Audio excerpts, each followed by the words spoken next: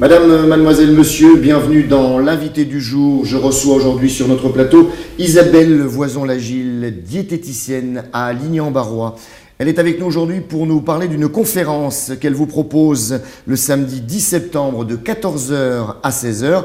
C'est une conférence gratuite et qui a pour but d'informer le grand public. Alors, manger doit être un plaisir et non une souffrance.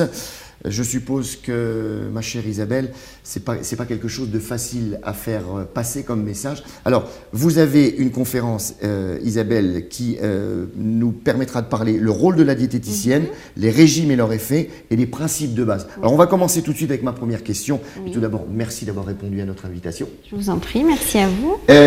Votre rôle dans ce métier qui est très mal connu. Il faut le savoir que la diététicienne, aujourd'hui, on parle de docteur, de dentiste, de prothésiste. Ça, les gens n'ont pas de souci avec ça. Diététicienne, pourquoi a-t-on encore des petits problèmes avec les diététiciennes? Alors, à la base, mon métier a été créé pour éduquer les gens sur l'alimentation, améliorer l'alimentation, surtout dans des pathologies prédisposées. Petit à petit, l'obésité et le surpoids sont apparus en France et on a été assimilé à uniquement régime, perte de poids. Parce que dans l'esprit des gens aujourd'hui, régime, ça veut dire maigrir, ça ne veut pas dire mode de vie alimentaire. Donc j'ai un métier qui est mal connu, qu'on confond aussi par la prononciation avec esthéticienne. Donc on va m'assimiler d'une part à régime et d'autre part à soins du corps. Donc c'est un petit peu compliqué. Donc la conférence, effectivement, elle a déjà pour but de faire connaître mon métier et dire qu'on existe pour aider les gens. Donc mon travail, c'est vraiment de l'éducation alimentaire qui s'adapte à la personne, malade ou non malade. Alors, Isabelle, moi, il y a quelque chose, bon, quand on aime le sport, par exemple, puisque les sportifs sont sujets, les sportifs de haut niveau, à d'une diététique assez pointue, mais là, aujourd'hui, on n'est pas là pour parler de cela. Votre rôle, à vous, est-il différent sur chaque être? Est-ce que vous avez une approche différente sur chaque patient? Allez, on va appeler ça des patients, entre parenthèses, des patients que vous recevez. Est-ce que c'est une approche différente? Oui, tout dépend dans quel cas on vient me voir et quel est le passé alimentaire. Par exemple, quelqu'un qui vient me voir pour perdre du poids, qui a fait 36 000 régimes avant, je ne vais pas forcément avoir le même discours qu'avec une personne qui vient me voir pour une maladie, par exemple un foie qui est gras. Alors comment vous les ressentez, Isabelle, justement, ces gens? Alors, vous avez quelqu'un en face de vous, parce qu'on sait que quand on fait des régimes, on n'avoue pas tout. Hein, c'est vrai qu'on est devant la diététicienne, oh, je mange très peu de ci, je mange très peu de ça, je mange jamais de charcuterie, je mange jamais de... Voilà. Alors comment vous ressentez les gens, comment vous arrivez, non pas à les piéger, mais à connaître la vérité? C'est ça, avec l'expérience après. En fonction des questions qu'on pose, on arrive à orienter plus facilement et j'arrive, je pense, à mettre relativement bien les gens en confiance parce qu'on me ment rarement, enfin, on me ment, dans le sens où on ne va pas m'exagérer en trop peu les quantités qu'on fait.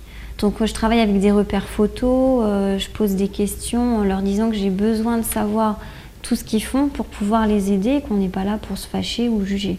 Donc ça va relativement bien. Puis en fonction du sujet pour lequel on vient me voir, j'ai un questionnaire qui va s'adapter ou des questions sur lesquelles j'ai plus insisté. Alors est-ce que vous n'avez pas un avantage par rapport à tous ces régimes que l'on voit aujourd'hui? Quand je dis avantage, par rapport, on va en parler tout à l'heure, régime Dukan et autres, il y en a toute une pléiade à travers la planète de régimes.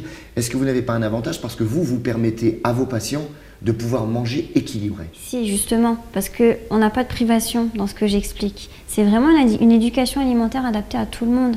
Madame X qui vient me voir, qui a 3 enfants, un mari, elle ne va pas faire son assiette et 4 assiettes différentes. Tout le monde va manger comme elle. Ça va profiter à tout le monde. Et on me dit souvent, Isabelle, je vais manger tout ça et je vais maigrir. Ben oui, si on veut maigrir, il ne faut pas priver le corps.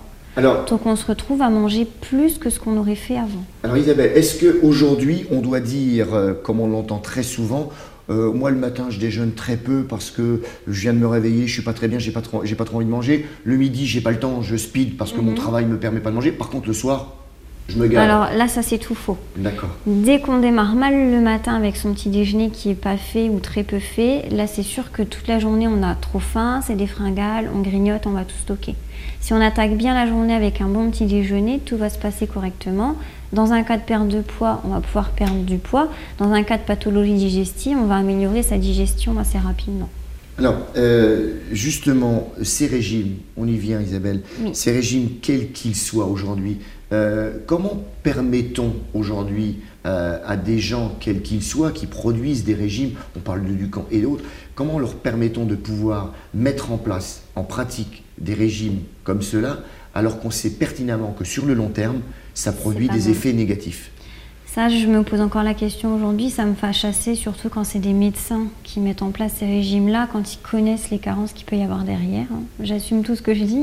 Oui, bah, tout à fait, c'est votre métier. Voilà, et je trouve ça inadmissible qu'un médecin puisse prescrire de tels régimes-là, ou les médecins qui vont prescrire les sachets protéinés, parce que derrière, il ne faut pas se leurrer, tout le monde le sait, derrière, ils ont des cachets, des voyages, des paniers cadeaux. Protéiné, Isabelle, ça nécessite beaucoup d'eau, beaucoup d'eau. Au niveau des reins, c'est quelque chose qui doit fonctionner normalement. Alors, comment peut-on savoir si un patient à qui on dit tout simplement, eh bien, écoutez, vous allez me faire tel régime protéiné, mais est-ce que le médecin ou autre peut savoir si son fonctionnement va réagir à cela? Il devrait y avoir des examens qui soient faits en amont, en aval et pendant tout le temps du régime, mais quoi qu'il en soit, ça reste un régime privatif et restrictif. Ce qu'il faut savoir, c'est que les protéines, en trop grosse quantité, ça va produire beaucoup de déchets qui vont être éliminés par les reins. Mais si votre rein, à la base, il est prévu pour éliminer, je ne sais pas, on va dire, 50 grammes de protéines par jour et que tous les jours, vous lui en donnez 150 grammes, vous fatiguez les reins. On a beau boire derrière pour éliminer les déchets, à un moment donné, le rein fatigue quand même. Alors, comment on peut percevoir cela, Isabelle, quand les sportifs de haut niveau, eux, notamment les gens qui pratiquent des sports où il y a beaucoup de charges, notamment musculation et autres, c'est un danger alors de prendre beaucoup de protéines? C'est un danger, complètement. Ça amène où ça alors, Isabelle, ce genre de... Au niveau des effets Ouais, par la suite, bon, déjà ça peut conduire à des insuffisances rénales dans les cas les plus graves, donc avec dialyse par la suite, ce qui n'est pas formidable, de la dépression. Le foie qui s'abîme, donc apparition de cholestérol, de triglycérides. On peut avoir des apparitions de diabète, sans compter après tous les effets yo-yo qu'il y a derrière. Et puis la fatigue autant intellectuelle que physique. Ça conduit à d'énormes problèmes de santé, tous ces régimes. Alors on a vraiment des courbes qui peuvent aller d'une extrême à l'autre. On peut avoir un régime qui peut aller très bien à un régime qui peut vous conduire, vous le disiez il y a quelques instants, Isabelle, dépression, boulimie, anorexie. Oui. Tout à fait. La plupart des régimes, de toute façon, finissent tôt ou tard par conduire à ces effets néfastes parce que déjà, la première conséquence de ces régimes-là, c'est l'effet yo-yo. Donc, je perds du poids, j'en reprends autant, voire plus, donc je refais un autre régime et ainsi de suite. Et plus vous faites des régimes, plus vous déréglez l'organisme et plus il y a de problèmes de santé qui viennent se greffer dessus. En plus, un régime mal suivi, ça peut amener tout ce que vous venez de nous expliquer. Oui. Alors aujourd'hui, qu'est-ce qui est le plus difficile? Alors on va prendre par exemple le cas d'une personne obèse, quelqu'un qui a vraiment une surcharge pondérale énorme. Le plus dur dans votre travail, il est où exactement? Faire comprendre que ce que je mets en place, c'est pas un régime, mais une éducation alimentaire à tenir à vie. Et surtout réconcilier les gens avec les graisses. Parce qu'on nous a enlevé les graisses et les féculents aussi. On vous enlève les graisses et les féculents dans tous les régimes.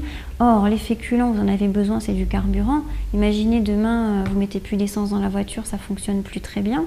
Et les graisses, notamment les fameuses oméga 3, 6 et 9 dont on entend parler partout aujourd'hui, on n'en met plus dans notre alimentation parce qu'on nous a enlevé toute l'huile. Or, l'huile mise en bonne quantité et en bonne qualité, ça préserve le cœur et le cerveau. Donc un régime qui vous enlève féculents et huile, vous mettez en péril tout ce qui est fonctionnement énergétique, donc le fait d'être en forme, non fatigué, et le fonctionnement du cerveau et du cœur. Alors aujourd'hui, dans un régime que vous mettez en place, on va pas donner un régime puisque c'est votre conférence. L'équilibre alimentaire. Voilà, l'équilibre alimentaire aujourd'hui. Est-ce qu'il est vrai, puisque les anciens, on va parler comme ça, les anciens le disaient à une certaine époque, il fallait au moins manger du poisson, par exemple, 2 fois par semaine, ne pas avoir d'excès dans la viande rouge, par exemple. Alors, pourquoi tout cela ? Mais nos anciens avaient raison sur tout ce qu'ils faisaient. Alors du poisson, tout simplement pour bénéficier d'une protéine de très bonne qualité et de graisse de très bonne qualité.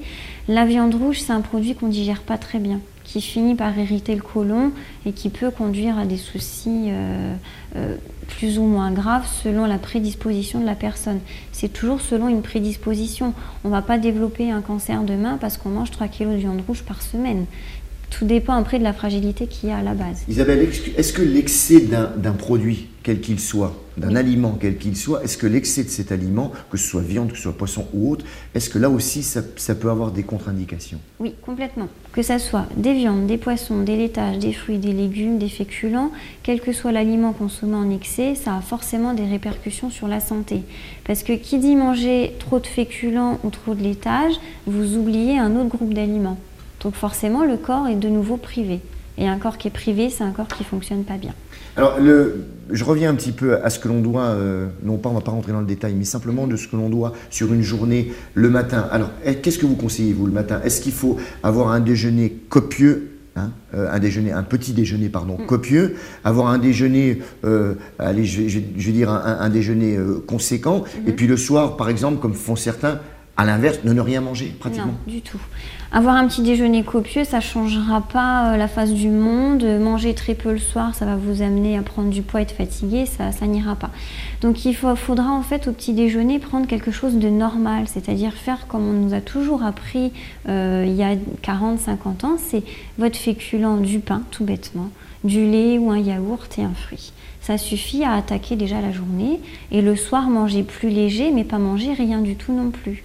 Manger léger ne veut pas dire manger qu'un yaourt. Isabelle, est-ce que vous pensez qu'aujourd'hui, l'être dans sa fonction, celui qui travaille tous les jours, dans l'absorption de caféine et de tabac aujourd'hui, est-ce que ces deux, à la fois le tabac et le café, ces deux composants, est-ce que ça permet aussi à certains de ne pas manger, d'être toujours très speed, parce qu'on sait que la caféine c'est un excitant, le tabac c'est un petit peu le coupe-faim également. Est-ce que ça a des rôles et puis un effet là aussi néfaste? De toute façon, c'est un véritable leurre, le tabac et le café. J'ai faim, je veux grignoter, même plutôt que d'aller manger, je vais aller manger un petit truc. Je vais aller fumer une cigarette, pardon. Dès l'instant où on arrête la cigarette, je ne sais pas trop quoi faire, j'ai besoin, je vais aller manger. C'est quelque chose qui va couper une bonne hygiène alimentaire. Et justement, est-ce que dans vos patients, les gens qui viennent vous voir, est-ce que vous avez un pourcentage important de gens qui sont dans cette situation, de gens qui fument, qui absorbent beaucoup de café, parce que le stress du métier, le stress de la vie de tous les jours, et là? Le tabac, pas tellement. Ma grande surprise, je pensais que j'aurais eu plus de personnes qui fumeraient, mais j'en ai pas tellement. Je peux pas vous donner le pourcentage, mais sur 9 personnes que je vais recevoir en 2 jours, il y en a peut-être 2, donc c'est pas quelque chose d'énorme. Par contre, le café, oui. C'est quand je demande la quantité d'eau bu dans la journée, café compris, j'ai souvent 1 litre de café dans la journée. Ce qui est énorme. Énorme. Alors, dans cette conférence, manger doit être un plaisir et non une souffrance, que vous proposez le samedi 10 septembre de 14h à 16h. Alors, ça se situe où, cette conférence? Alors, à la salle Marguerite de Savoie à Ligny-en-Barrois. C'est en venant de Saint-Dizier, c'est une petite salle qui est sur la gauche, proche du centre-ville. Il y a un numéro de téléphone où on peut vous contacter? Oui, le numéro à mon cabinet. Vous voulez que je le donne? Donnez-le en direct. Alors, le 03 29 45 82 30. On le répète une deuxième fois, comme ça on est sûr. 03 29 45 82 30. Voilà, si on a des choses à vous demander avant de voir cette... Oui. Alors, j'espère que vous aurez le succès que vous méritez, ma chère Isabelle, parce que c'est un plaisir de parler diététique avec vous. Et là, on a abordé une petite partie de cette conférence.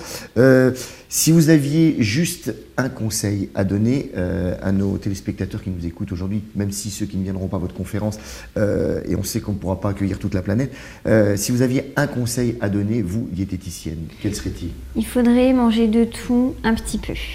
Voilà. De tout un petit peu. De tout un petit peu, ou un peu de tout. Alors aujourd'hui, si vous aviez un autre conseil à donner, avec tout ce qui se fait aujourd'hui dans tous ces régimes, quel conseil donneriez-vous? Déjà, ne pas se laisser piéger par les régimes. Aller trop vite, ça ne sert à rien. Il vaut mieux avoir une bonne éducation et régler ses kilos à vie une bonne fois pour toutes que de faire des sottises. Isabelle, merci d'avoir été votre invitée ce matin pour nous parler de votre métier avec passion. Vous êtes ici, je le répète, comme je le dis à tous nos invités, vous êtes ici chez vous, vous venez quand vous voulez pour nous parler de diététique. En tout cas, j'ai eu le plaisir et l'honneur de vous recevoir ce matin pour parler de votre conférence. Voilà, l'invité du jour est maintenant terminé. J'espère que vous avez apprécié cette gentillesse et cette façon de parler de diététique de notre amie Isabelle. Vous avez cette conférence le samedi 10 septembre à Ligny-en-Barrois de 14h à 16h. Si vous aimez et si vous voulez savoir comment manger équilibré, savoir bien manger, c'est un métier. Merci de nous avoir écoutés et à très bientôt pour un prochain invité du jour.